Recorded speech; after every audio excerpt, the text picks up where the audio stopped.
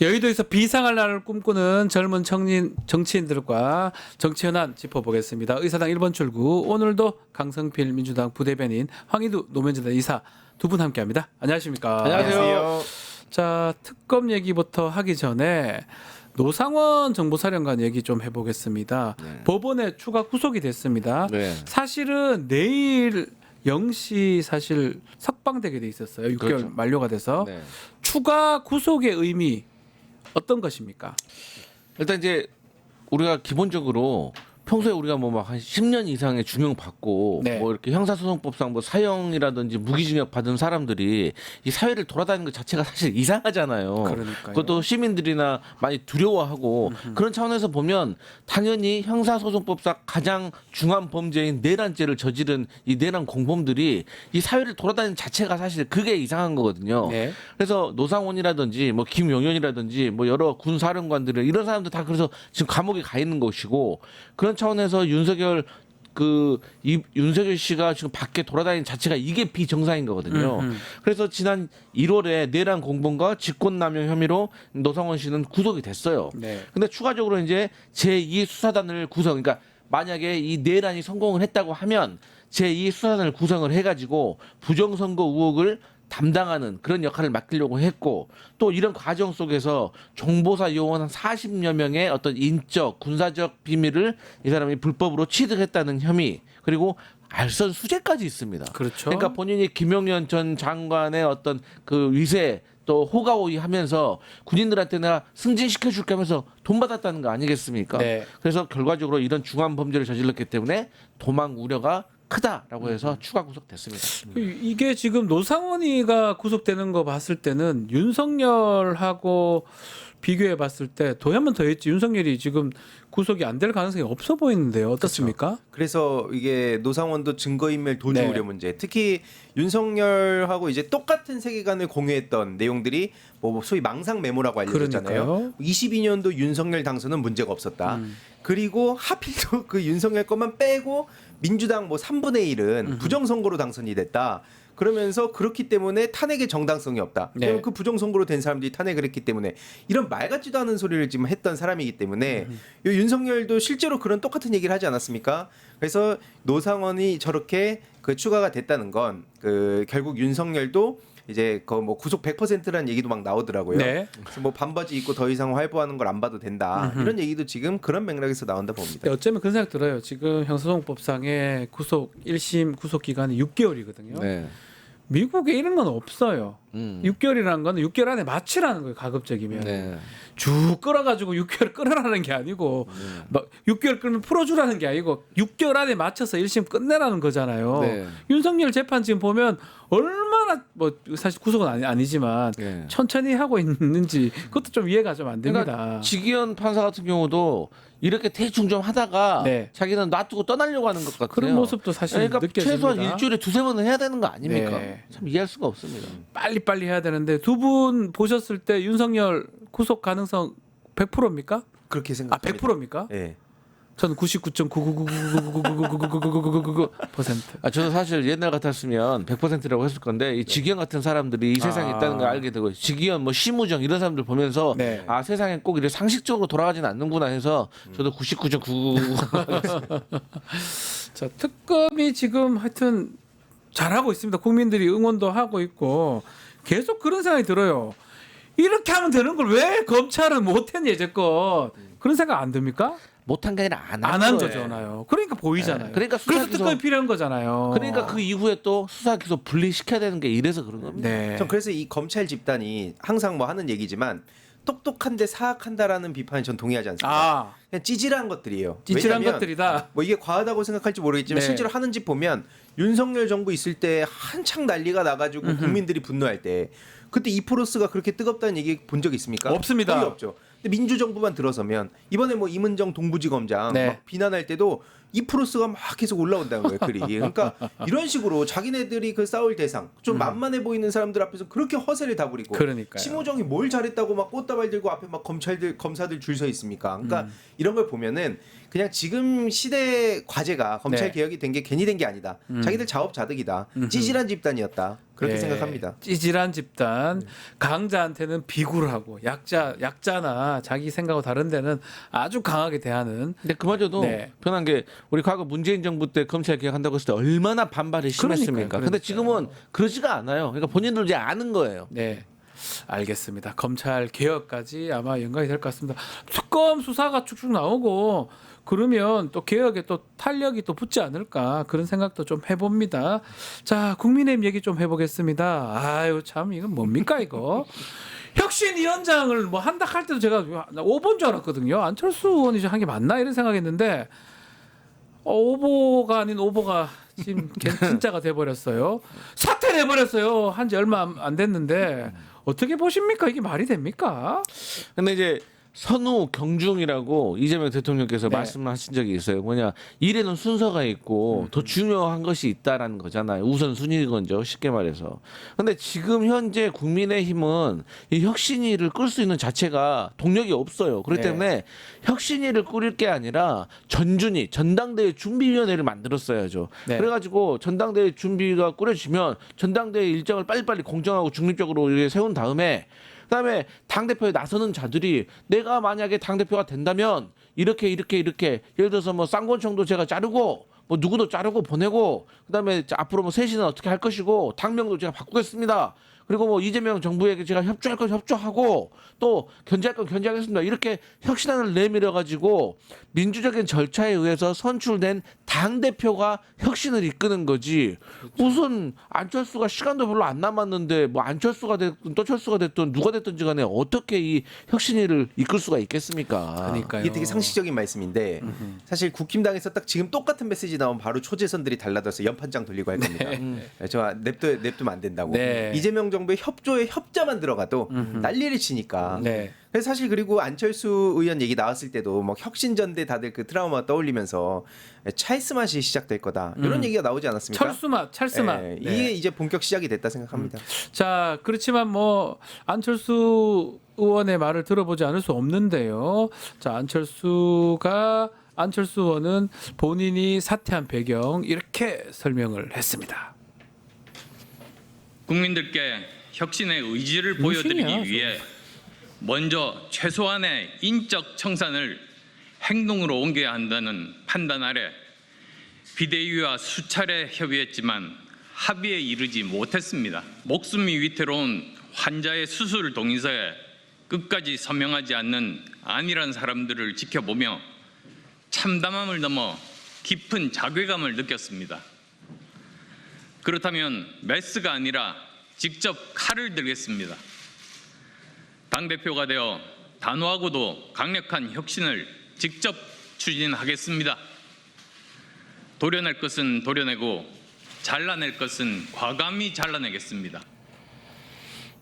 몰랐습니까 이게? 전 진짜로 안철수 의원이 혁신위원장 됐다 했을 때 5번 줄 알았거든요. 혁신은 새롭게 뭘 하는 건데 새로운 일도 없는 사람인데 저기서 뭘 하냐 저 사람을 왜 시키냐 이 생각을 했었는데 그나마 지금 친윤이라고 알려진 사람들하고 갈등 겹고 이러다가 지금 그만둔 상황인데 아니 어떻게 보십니까? 이게 자기가 저렇게 했을 때 안 되는 걸 몰랐다고 하는 게 좀 저 이해가 안 됩니다. 저는. 안철수 의원은 진짜 몰랐어요. 몰랐어요? 네, 그런 사람입니다. 정치 졸업을 네, 했는데 그러니까 여기까지 온 겁니다. 아. 근데 제가 이제 앞서서는 혁신 자체가 있어서는 안 된다라고 했지만 네. 어쨌든 뭐 굳이 만든다고 하니까 이번 사태에 대해서 좀 분석을 해드리면 네. 첫 번째로 안철수의 패착은 뭐냐면 본인에게 혁신위원장의 제안이 왔을 때 첫 번째 확인해야 될 거. 그럼 내가 정권을 가져가는 거야? 그런 거 중요하지 않습니까? 이걸 확인했었어요. 예전에 김종인 비대위원장 맞습니다. 예. 김종인 같은 사람들은 안 하면 안 한다라고 예. 하잖아요. 근데 또 가끔 사악한 사람들이 정권을 줄게라고 해놓고 막상 또 되고 나면 안 주는 경우도 그런 있어요. 경우도 있죠. 그러면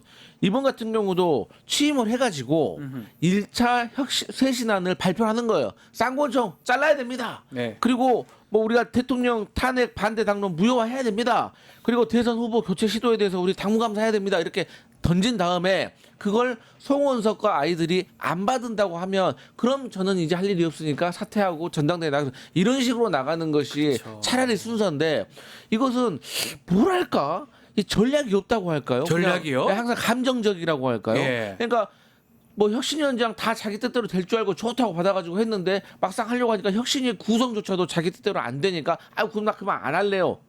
이렇게 되는 거. 안 할래요도 좋은데 두 번째가 안 할래요 당대표 할래요 라고 돼버렸어요. 그래서 야 이것도 좀 이상하지 않습니까? 이게 부대변님처럼 볼 수도 있는데 예. 저는 이제 안철수라는 사람을 쭉 봤을 때 예. 그저 이제 자기밖에 모르는 사람이다. 지피 모른다. 네, 그래서 정치를 항상 그렇게 해왔기 때문에 꽤 오랜 기간 정치를 해왔음에도 아유. 주변에 제대로 그 자기 세력이 없잖아요. 예. 그래서 이걸 봤을 때는 요게 이 당이 어떤 당인지는 잘 알고 네. 근데 이제 마치 이런 식으로 뭐 혁신 맨날 그 얘기만 하잖아요. 뭐가 혁신인지 자기도 몰라요. 근데 네. 혁신 얘기를 하면 어쨌든 국힘당이 어떻게 반응할지 알 테고 그러니까 그걸 기반으로 해가지고 자기가 좀 피해자 코스프레 하면서 안 되겠다. 네. 내가 이거 바꾸기 위해서 당대표 나와야겠다 하는 발판으로 삼은 게 아닌가라고 저는 생각합니다. 발판일 수도 있다. 자, 송원석 비대위원장 당황하셨습니다. 얘기 한번 들어볼까요?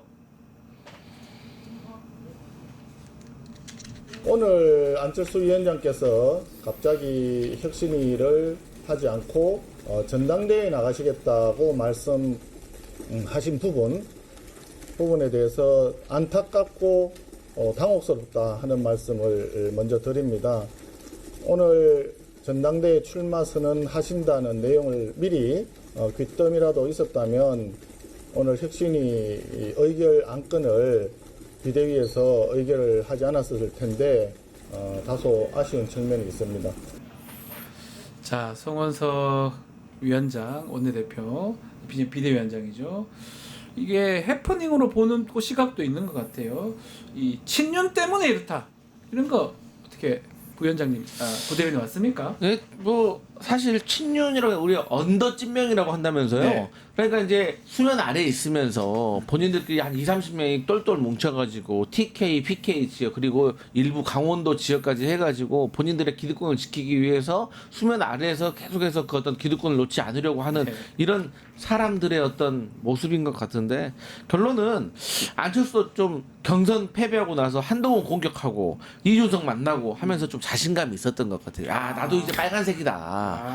그래 했던데 그래서 좀 의욕이 넘쳤던 것 같고 그런데 아직도 언더 찐윤에 대해서 이해가 좀 없었다는 것 같고 결국에는 저런 언더 찐윤이 있기 때문에 사실 불행한 겁니다. 이건 국민들이 불행한 겁니다. 언더 찐윤이요? 네, 언더 찐이니까 언더 아래 찐윤들이 아래에서 숨어가지고 히든 찐윤인 거죠. 쉽게 말해서 그래서 농단을 하는 겁니다. 이게 이제 뭐 아마 김상호 의원이 얘기를 했던 것 같은데 맞습니다. 겉으로 드러나지 않는 실세 그룹을 아마 얘기하는 것 같습니다. 네. 언더 찐윤. 그래서 뭐 권성동, 나경원, 윤상현 이렇게 이름 드러난 사람들 말고 또 있어. 아까 말씀드렸듯이 TK, PK 일부 강원 쪽에서 소위 언론에 드러나는 거 싫어하고 예. 그래서 그냥 자기들끼리 이렇게 네트워크 형성해서 실제 당권을 막 쥐고 흔드는 이제 그런 사람들. 그래서 막 이름 처음 들어보는 막 4선, 5선 의원들 막 이런 사람들이 예. 이제 겨냥해서 그 얘기를 했다는 거고 심지어 김상호 의원이 얘기할 때는 뭐 민주당에 왔으니까 그냥 좀 악의적인 감정을 가지고 저렇게 얘기한 거 아니냐. 라고 생각을 했던 사람이 김성태 전 의원도 똑같은 얘기를 하더라. 네. 그런 얘기를 이제 했다고 전해지면서 갑자기 확 주목을 받고 있죠. 언더 찐윤 혹시 들은 바 있습니까? 제가 이제 같이 국민의힘 분들하고 방송을 하면 예. 그 패널들은 뭐라고 표현을 하냐면 전에는 어른들이라 그러더라고요. 어른요? 우리 당 어른들. 어른요? 우리 당 어른들. 그뭐 그게 뭐 애들은 아닌가요? 그러니까 어쨌든 이제 뭐 미성년자는 아니니까 국회의원 됐을 것이고 이제 그분들의 어른이라는 것이 정말 나이 연배가 있어서도 어른인 거지만 당에서 상전 노릇하고 자 본인들끼리 똘똘 뭉쳐가지고 그리고 제가 이름을 들어도 알 수가 없으니까 우리 당에 어른들이 있어요. 그렇게 얘기하더라고요. 그 우리 방송 오래 하시면 사실 정치인들 국회의원들 거의 다 알아야 되는데 저도 그렇습니다. 간혹 이런 국회의원이 있었나? 이게 오래 방송을 했는데도 당황. 그런 사람들 중에 이제 있을 것이다. 맞습니다. 저도 대구라서 대구에 저런 국회의원이 있었나? 경북에? 이런 그 중에 있을 것이다라는 건데 야 되게 찐윤 이런 언더 찐윤 이런 게 있다면 국민의힘은 바꿔줄 가능성이 없다고 봐야 되는 거 맞습니다. 아닙니까? 그래서 제가 항상 그 되게 어떻게 보면 현타가 오는 게 저 국힘당을 뭐 설득하고 하는 것 자체가 이제 의미가 없고 어떠한 논평도 의미가 없는 그냥 저 당은 계속 말씀드리지만 위헌정당 해산 심판으로 가는 수밖에 없는 게 그 언더찐년들이 자기들끼리 계속 해먹고 있었고 네. 지금도 이제 뭐 허수아비를 앞세운다든지 뭐 해가지고 계속 그런 변화하는 척하면서 자기들 기득권을 유지하는 거거든요. 네. 누가 와도 이거 불가능합니다 해결은. 그러면 우리가 언더찐윤 이렇게 또 이해할 수도 있겠네요. 이 사람들의 기득권이나 이익을 위해서 윤석열을 했다가 윤석열이 나갈 것 같으니까 또 앞에 가서 그 시위해 주는 사람 조종하는 사람도 이 사람들이고 김문수를 한 사람도 이 사람들이고 한덕수를 하려고 했던 사람도 이 사람 그렇게 보면 되는 겁니까? 이들의 표를 얻어야지 원내대표도 할 수 있고 아. 전당대회에 나가서 당대표도 될 수 있고 예. 또 그 앞에 이제 우리 체포 저지조라고 하잖아요. 관저층들.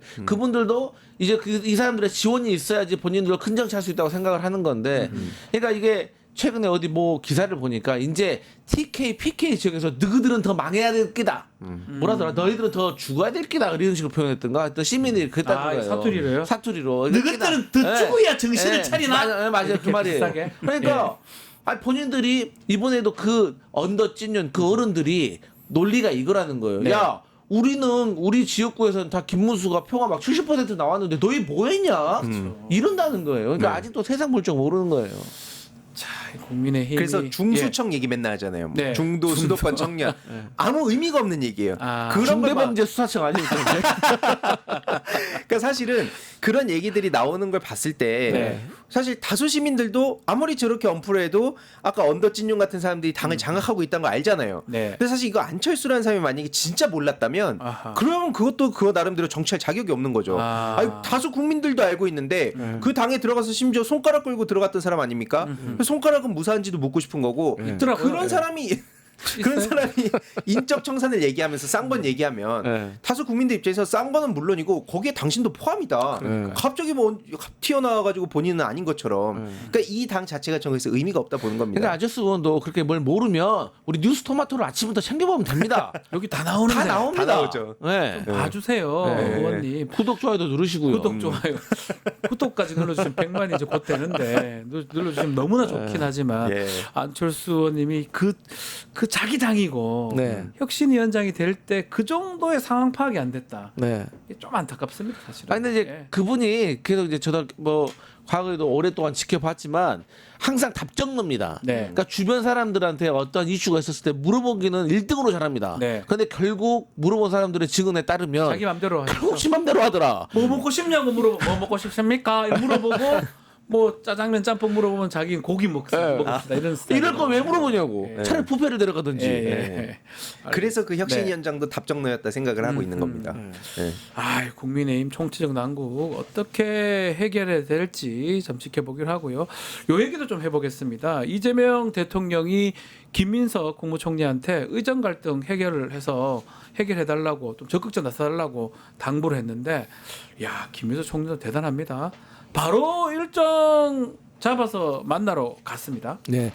그 김민석 그 총리에게 1호 국정과제를 이재명 대통령께서 지시를 하셨는데 이제 그게 이제 의정 갈등 해결하라는 거잖아요. 그래서 예. 이제 대한의협 전공의 협의회 의대생 대표를 만났습니다. 그래가지고 이분들하고 이제 전공의와 의대생의 복귀 시기에 대해서 논의를 했고 또 이제 논의한 이게 복귀한 다음에도 이제 수련 환경에 대해서 좀 어떻게 개선할 것인지에 대해 얘기를 했는데 결국 이제 학사 유연화라는 대안을 제시를 한 거죠. 네. 이게 뭐냐면 유급 없이 학사에 복귀하는 것이고 대신에 이제 비어있던 시간들은 공백이 있었던 거는 네. 계절 학기를 최대한 우리가 이용하자라고 해서 이 아이디어에 대해서는 의대생들도 지금 환영하고 있는 상황이다. 네. 그리고 이제 보건복지부 2차관도 의료단체하고 이제 만나려고 준비하고 있기 때문에 쉽게 말해서 정부의 책임 있는 고위급들이 바뀌어서 다시 만나는 거기 때문에 의료업계도 상당히 기대감이 있다. 그렇습니다. 해결이 좀 될까요? 이 갈등이 좀 중요하지 않습니까? 맞습니다. 그러니까 이게 뭐 시간이 얼마나 걸리든 간에 지금 이재명 대통령하고 김민석 총리가 지금 하는 방식은 뭐 비판을 하든 네. 아니면 완전히 뭐 반대를 하든 일단 만나서 대화를 해서 조금이라도 갈등을 좁혀가자. 대화를 하자. 맞습니다. 예. 왜냐면 이게 윤석열 3년간 전혀 볼 수가 없었던 모습 아닙니까?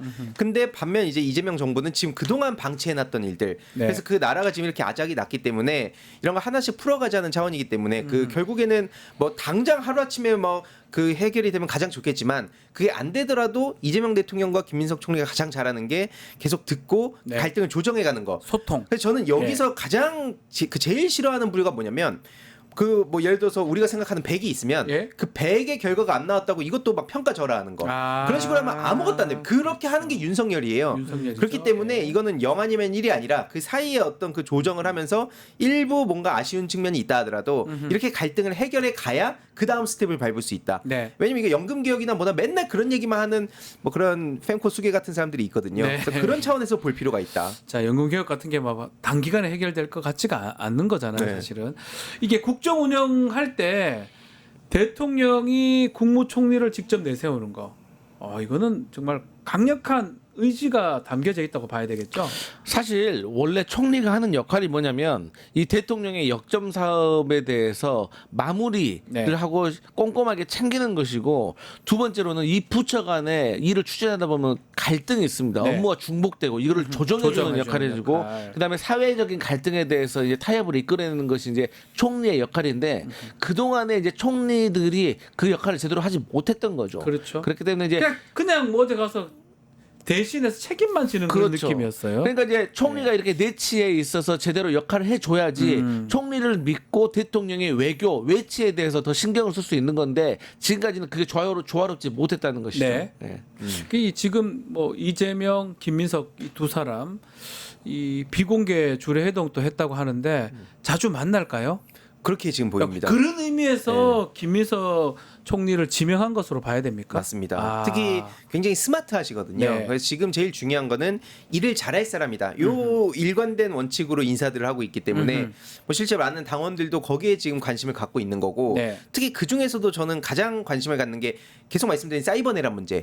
사이버 친일 내란. 뉴라이트와 연결돼 예. 가지고 물리적인 영토뿐만 아니라 우리 국민들의 정신적 영토까지 침탈하려고 했던 저 세력들의 민낯을 알고 있고 이거를 대응하기 위해서 노력했던 몇 안 되는 정치인입니다. 김민석 총리가 맞습니다. 그렇습니까? 근데 이번에 총리가 예. 되셨기 때문에 예. 저는 이걸 지금 엄청나게 오랫동안 지금 매듭이 막 묶여 있는데 이걸 하나씩 풀어갈 수 있는 그런 기대되는 분이다. 그래서 굉장히 기대를 갖고 있습니다. 우리 황희두 이사가 또 사이버 관련해서 상당히 전문가신데 네. 좀 많이 좀 도와주시면 좋을 것 같다는 생각도 좀 들어요. 아 예. 그래서 예. 의견을 틈틈이 막 계속 예. 보내고 있는데 특히 핵심은 이제 김태효 같은 사람들. 김태효. 여기 지금 살짝 빠져 있거든요. 김태효가 예. 빠져 있던데. 오반방장 예. 김태효. 예. 거기가 MB 때부터 실질적인 외교 안보, 뭐 사실 말이 외교 안보지 이런 일들만 했던 사람이에요. 친일 뉴라이트 네. 세력들이랑 같이 해가지고 그래서 이 김태효가 지금 다시 뭐 성균관대 교수로 갔다는 얘기가 많은데 네. 말도 안 되는 소리입니다. 아마 내란 특검이 하게 된다면 김태효도 외환죄하고도 최소한 관련이 있지 않을까. 맞습니다. 그분도 아니 봐야 될것 같아요. 전방위로 거기다 뭐 관련돼 관련했을 있을 겁니다. 거예요. 네. 실세 중에 실세인데 네. 몰랐다는 게 이게 말이 됩니까? 근데 뉴라이트들 제가 그때 보니까 네. 특징이 뭔지 아세요? 다 자기는 아니라 그래요. 잘 빠져나가. 당신 뉴라이트 서명했잖아. 아, 서명은 모르고 한 거고요. 저는 네. 뉴라이트 아닙니다 그래요. 맞아요. 약간 부끄러운가 봐요. 아니라고 하는 거 봤을 때는. 참고로 그래서 이게 한동안 좀 기세등등했던 네. 게 제가 알기로 그 MB 때 네. 소위 공소시효가 지나가지고 이제 좀 기세등등했던 게 일부 사건이 있었다고 알고 있는데 네.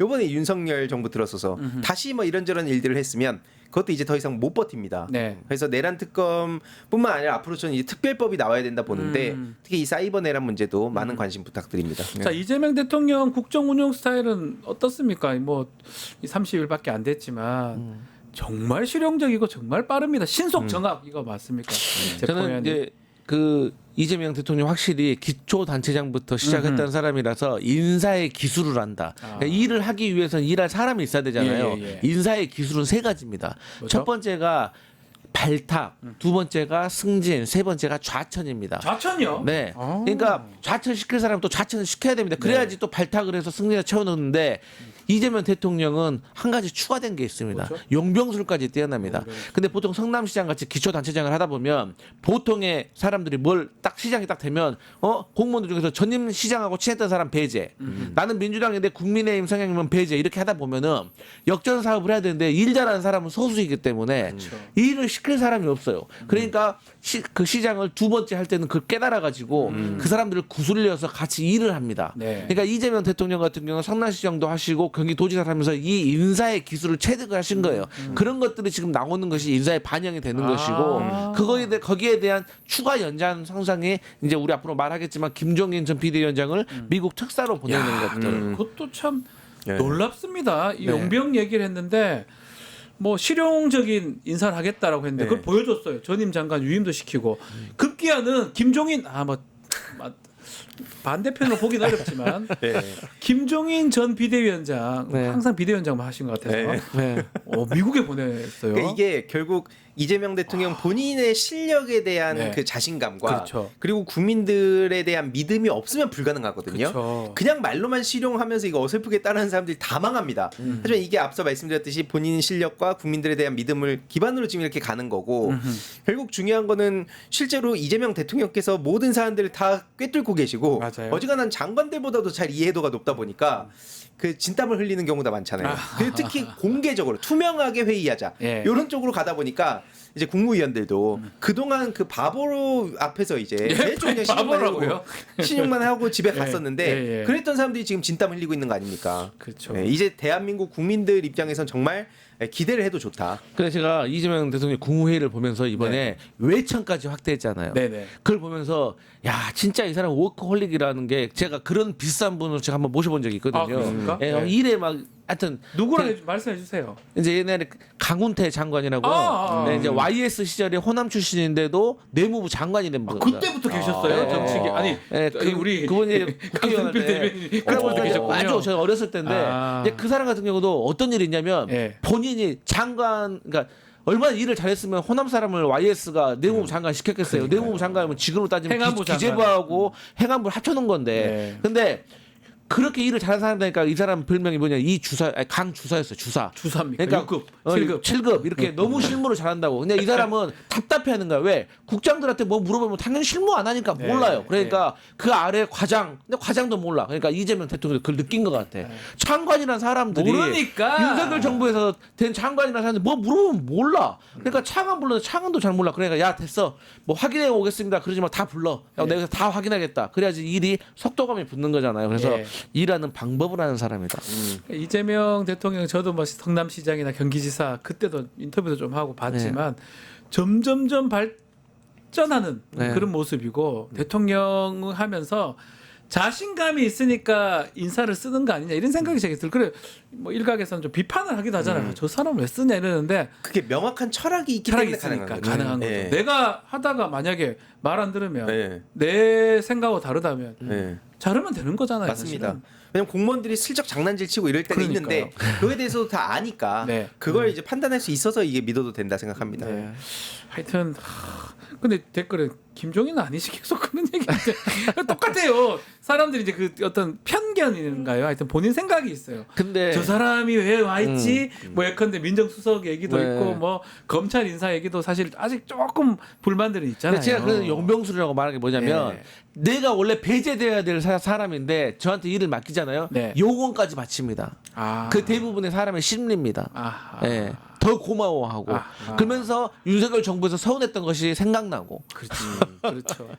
이 밖에서 그래서 저는 비판하는 건 충분히 할 수 있다 봅니다. 네네네. 비판은 하되 그거에 대해서 이제 장난을 치면은 바로 그냥 쳐내고 그런 식으로 이제 우리 국민들은 바라보시면 된다 생각합니다. 그거는 확실해요. 제가 계속 말씀드리지만 제일 좀 문제됐던 게 이제 검찰 인사에서 네.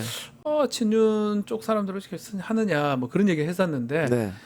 인사권자만 확실하면 사실은 또 문제가 없지 않을까. 걱정하지 말아 달라. 네. 이런 말씀은 또 드리고 싶고 김종인 얘기가 계속 올라오고 있어요. 김종인 위원장 아닌 것 같아. 근데 이제 김종인 위원장이 오랫동안 정치권에 있으면서 뭐 예를 들어서 미국 전 국무장관이 뭐 헨리 키신저 같은 네. 사람들하고 인연이 깊어요. 잘합니다. 네, 그리고 이제 외교라는 게 뭐가 있냐면 이 히스토리를 쭉 알아야지 안 당합니다. 제 말이요.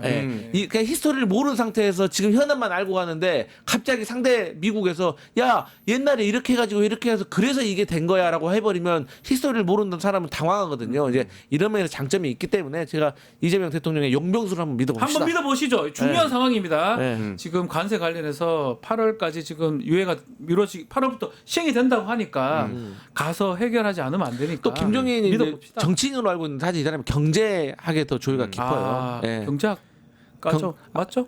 그쪽 예, 경제 그쪽이죠. 쪽. 근데 예. 저는 통상 이제 그쪽이죠. 지금도 예. 보면은 김종인 씨 때문에 뭐 비판할 수 있는데 김종인 씨 때문에 이재명 대통령 지지 처리한다.